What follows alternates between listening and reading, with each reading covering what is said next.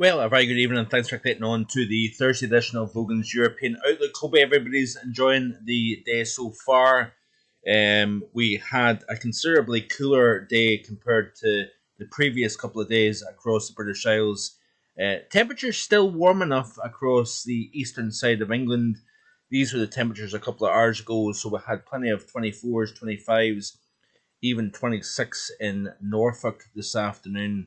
But if you go back to around the same time yesterday, we had a very different story altogether here. So these were the temperatures yesterday afternoon.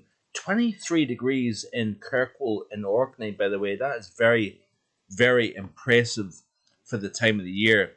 But we had, of course, the hottest day since 1906 in Scotland, a high of 28.8 Celsius at Charter Hall in Berwickshire. We had 28.2 Celsius in Glasgow. I believe that was probably the hottest day on record for Glasgow, and not that far off the temperature that was seen at Charter Hall for the hottest day in well over 100 years in Scotland. So this follows the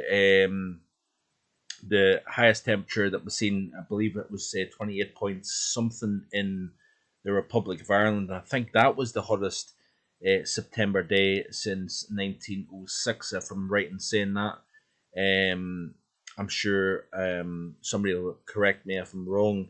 And then if you go to the temperature of, I believe it was 30.7 Celsius somewhere in Wales, that was the highest September day since 1961. So very, very impressive temperatures, that's for sure, across the British Isles. And we're seeing a sharp cool down. And the reason why is because of low pressure moving in from the south. So I've actually brought up the chart here. This is going back to the weekend.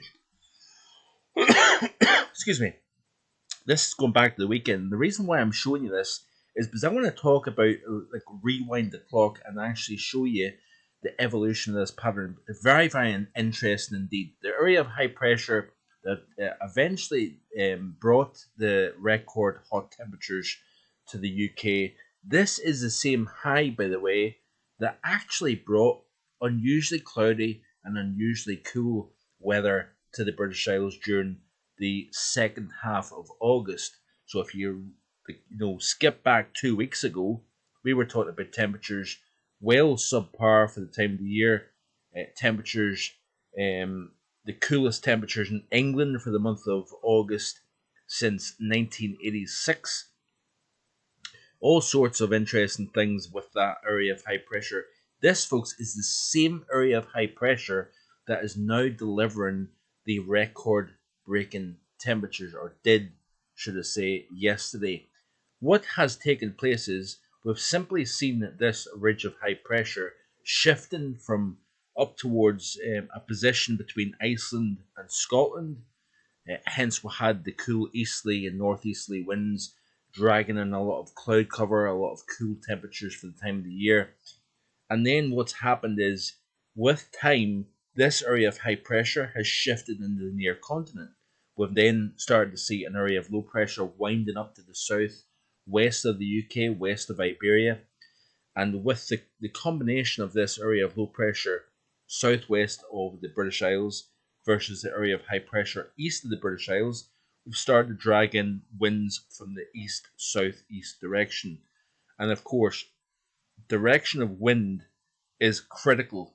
And of course, if you have enough warm air over the continent, you start to pull in and transport air from the continent into the British Isles, you see a dramatic change in temperature. And that is exactly what we've seen over the course of the last week or so. We've seen the same weather system bringing unusually chilly weather to the British Isles during a time of the year that you would expect almost the hottest temperatures.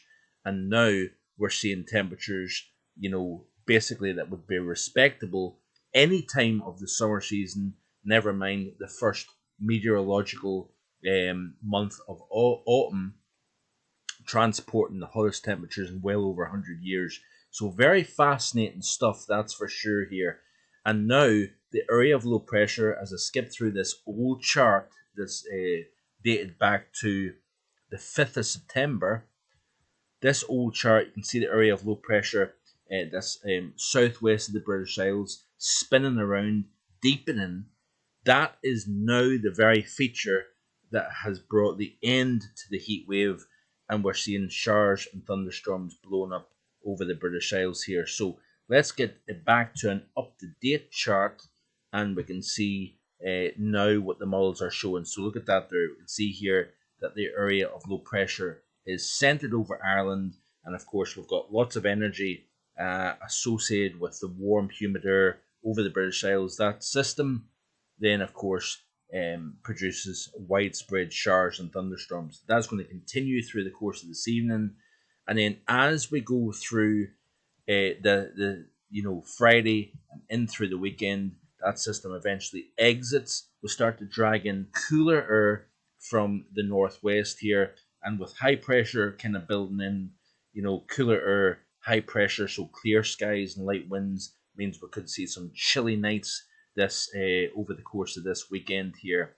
So very interesting. And then high pressure, uh, you would argue would try to hold on, but actually the latest GFS chart is indicating that an area of low pressure actually moves in, bringing more unsettled weather. So that's quite interesting because that's quite a quick change.